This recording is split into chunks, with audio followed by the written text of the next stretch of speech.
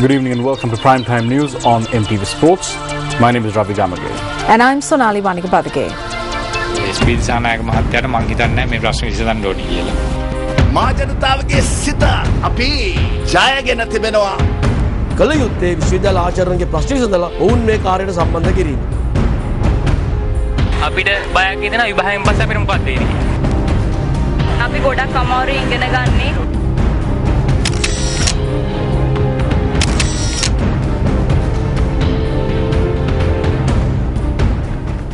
We start off tonight's bulletin with a look at your headlines. 3 suspects arrested in connection with the robbery at the Colombo National Museum. President of Seychelles, James Mitchell, calls on President Mahinda Rajapaksa. And universities closed indefinitely. 3 suspects have been arrested in connection with the recent theft at the National Museum. The police stated that 2 of the suspects are women. The police said that the suspects were arrested last evening during an operation that was conducted based on a tip-off. The heads of several swords as well as rings were found in the possession of the suspects. The police said that the suspects had removed the valuable jewels and gold from the items. The suspects were arrested while en route to discard the rest of the stolen items. The police media spokesperson said that the driver of the 3-wheeler the suspects were travelling in was also arrested. The suspects were remanded until the 3rd of next month after they were produced before the Casbah magistrate today. Meanwhile, a suspect who was in the possession of several of the stolen items is currently in the custody of the Colombo Crimes Division. The police media spokesperson said that the stolen items were discovered when the suspect's house was searched after he was arrested over a charge of extorting money in Cartagena. Piliyandala පොලිසියේ police සැරයන්වරයෙක්ට ලැබුණ ඉතා සාර්ථක තොරතුරක්. A police sergeant attached to the Piliandala police had received reliable information. Moreover, more information was revealed at the house of a suspect who was arrested for extorting money at the Colombo harbour. It was based on this information that we were able to solve this crime. We have arrested 2 women as well as the 3-wheeler driver who was transporting them. We are on the lookout for another suspect. The Director General of the National Museum identified these items as the ones stolen from the National Museum.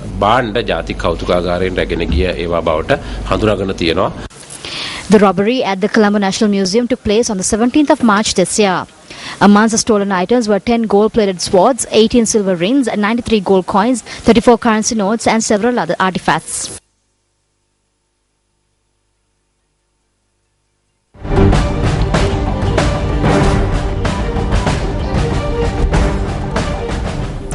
The leaders of Seychelles and Sri Lanka have directed their attention towards strengthening trade and economic ties between the 2 countries.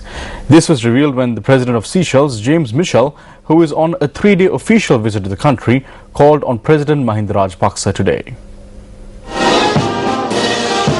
The President of Seychelles and his delegation were given a warm welcome on their arrival at the Presidential Secretariat. Following a guard of honor, bilateral talks were held between the 2 nations, where the 2 heads of state discussed strengthening trade and economic ties between the 2 Indian Ocean island nations. Attention was also focused on developing naval and air links between the 2 countries, as well as strengthening maritime security to face the threat posed by pirates. Meanwhile, agreements were signed between the 2 nations on health, education and human resources. President's Counsel Tirantha Valliyatha questioned in open court today as to why parliamentarian Duminda Silva was not being taken into custody even after a statement had been obtained from him. The question was raised when the magisterial inquiry into the killings of 4 people, including Bharata Lakshman Premachandra, recommenced this morning. The 16 suspects in custody over the killings were produced in court by prison officials. The Criminal Investigations Department, while informing court about the progress of the investigations, noted that although discussions had been held on the matter of arresting Duminda Silva with the Attorney General on 3 occasions, the Attorney General was yet to issue instructions. The police also informed court today that they had analysed the 2 bullet parts found in 2 vehicles belonging to Bharata Lakshman Premachandra and Duminda Silva at the scene of the shooting which took place on the 8th of October last year. The police requested court to order the government analyst to submit this evidence to court. Representing Duminda Silva, President's Counsel Hemantha Warnakula Surya stated that as Duminda Silva has to undergo 2 surgeries at the end of this month, his doctors had not yet given a definite date on which he could return to Sri Lanka. President's Counsel Tirantha Walaliyadda requested court to issue an Interpol warrant for the arrest of Duminda Silva. After considering the facts presented by both counsels, Colombo Additional Magistrate K.A.J. Punchiheva ordered that the suspects be further remanded until the 4th of September, adding that the inquiry would recommence on this date. We asked why he's not being arrested. Then Mr. Abesekar said that they are waiting for AG's instructions. I reiterated this matter has been determined by the permanent magistrates who are not here, and it's very unfair for him to make an application before an acting magistrate. And I said, Mr. Duminda Silva, a parliamentary, not a fugitive from justice. He will, at the appropriate time, when the doctors decree that he should come to Sri Lanka, he will come to Sri Lanka, he will surrender to court. And if by that time the case is not determined, he will come and surrender to court, and we will face, we are prepared to appear in court. A couple of weeks ago, Duminda Silva said that he had no recollection of anything. So until he remembers, his lawyer will continue to insult me. He insulted me at the last 2 hearings as well. So until he remembers, the attorney will have to keep insulting me and file cases against me. The other thing is, everyone who forgot things will start to remember when I stop talking. So everyone will continue to keep forgetting because I will not stop talking.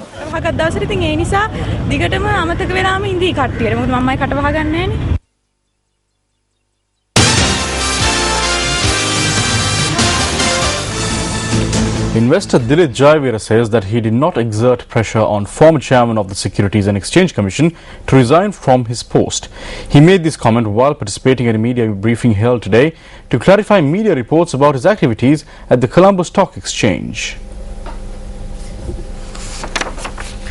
Former chairperson of the Securities and Exchange Commission, Tilak Karunaratne, while tendering his resignation last Friday, alleged that there was a group of investors under investigation for pump and dump deals. Speaking at a media briefing in Colombo today, Dilip Jayavira said that the Securities and Exchange Commission, the regulator of the Colombo stock market, had written to him as well on a number of occasions. He further said that the Securities and Exchange Commission had publicized information even before the conclusion of the investigations and noted that the media has published this material in a wrongful manner. Mama kiyanne regulations are very good. Investigations also very good. Media is even better. හැබැයි මේ ඔක්කොම වැරදි සන්දර්භයක් තුල භාවිතා කරාම Especially at a place like the stock market, information sensitivity is key. When information is being divulged at a place where investor confidence should be maintained, information should be revealed in a responsible manner. That is my thought. Do you think that the market has a mafia or there are manipulators in this market? Two chairmen resigned.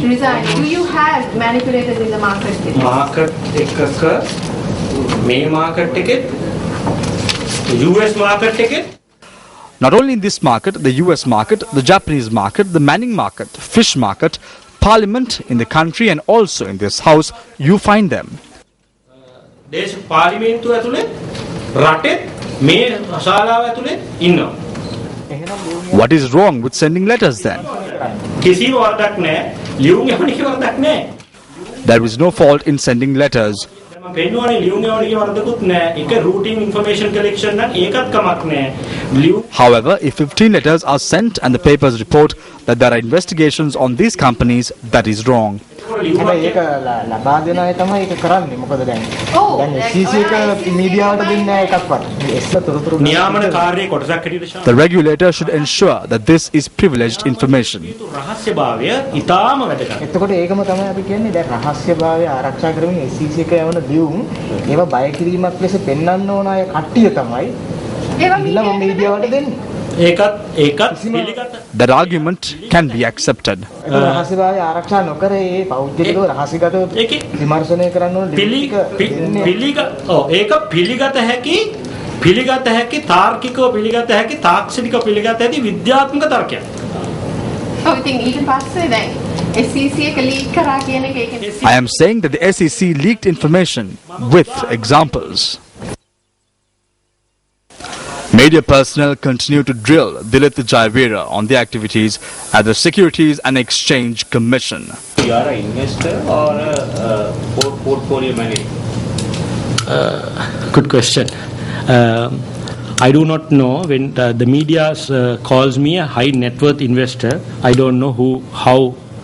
I think it is. Wrong in calling you a high net investor. No, I don't say you are wrong. It's wrong because you are not an investor. How can we call you a high net investor? Yeah, of course. Are you technically wrong? Are you an investor? Technically wrong. Technically, Faisal, you are right. Because you are not an investor. I am not like any other investor or a trader. So we can't call you a high net investor. High net worth, and all three words: high net worth, investor. All three, all relative. But anyway, personally, I have not. You can't. No one can say Sri Lanka is an overregulated market because not a single person has gone to jail. Every offence has been compounded, including that of a former SEC chairman who was investigated and his offence was compounded. Compounding an offence doesn't mean the party is guilty. So no one can say this market is overregulated, right? And those issues that you said, anti-government, what you are also implying is that the media is anti-government. Faisal, can I tell you that I am in fully agreement with you? The media, listen to me, because there are a lot of allegations there, Dilip. And the allegations have been gone around in scurrilous emails that's coming from we don't know who. So there is a mafia. There is a mafia. Whether you are part of it, this is you have to decide on. This is when you say anti-government, journalists are there, sections of the media. I'm not saying all. Sections of the media, they are to do a role. Their job is to ensure that truth and justice prevail. They don't have any agendas, right? When you use those terminology, you are also you are falling into this trap of saying that means are you a supporter of the government? Now you say that you asked the president's office to make a presentation. You are one of hundreds of investors. Now you are given the privilege of making an I was not given a privilege. Right? It was given to everybody. Yes. I was the only one who was prepared. But was this informed that they could make a presentation?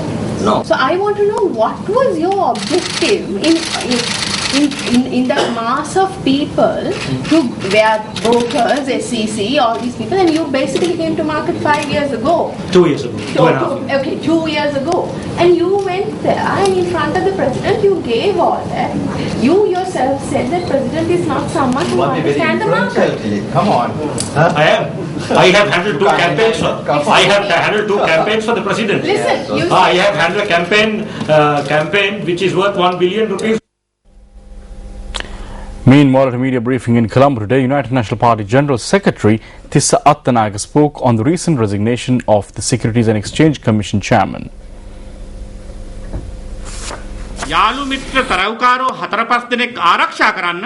This government has acted in a manner that has put the entire stock market in jeopardy in order to protect 4 or 5 stockbrokers. This government had swept under the carpet the transaction relating to the National Savings Bank. The most grave issue is that the 17 investigations that were launched by the Securities and Exchange Commission on the activities of the CSE has come to a halt. Following the resignation of the chairperson of the Securities and Exchange Commission, it is clear that this government will stoop down to any level to protect its friendly stockbrokers and ensure their profits. මේ විනිමය කොමිසම සභාවේ සභාපතිවරයාට ඉල්ලා අස්වෙන්න බල කරලා මේ සිද්ධ කළා තිබෙනවා.